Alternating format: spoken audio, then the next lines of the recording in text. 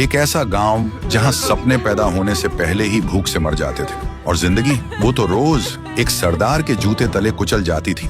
गांव के लोग दिन भर खेतों में खून पसीना बहाते, पर शाम को एक रोटी तक नसीब नहीं होती। बचपन से बुढ़ापे तक सब एक ही दुआ मांगते, हे भगवान ये सरदार मर जाए। और इस बर्बादी का एक ही नाम था, गब्बर। नाम नहीं, लोगों के लिए सजा थी। उसका रूल बिल्कुल सिंपल था, जिसके पास पैसा हो छीन लो, और जिसके पास कुछ ना हो उसे डरा कर गुलाम बना लो। कोई भी उसके खिलाफ आवाज नहीं उठाता था। जिसने कोशिश की अगले दिन या तो लापता या जमीन के नीचे।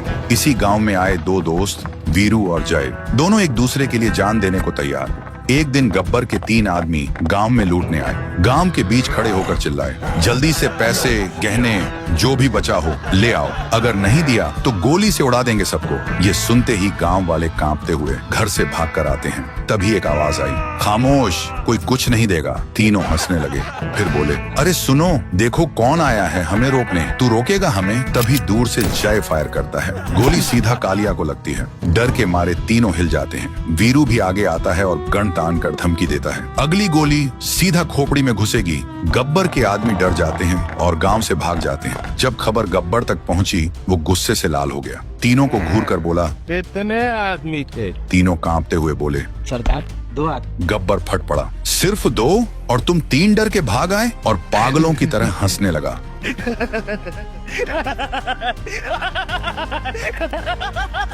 फिर तीनों को वहीं पर गोली से उड़ा देता है। तीनों धड़ाम से नीचे गिर जाते हैं और फिर बोलता है, जो डर गया समझो मर गया।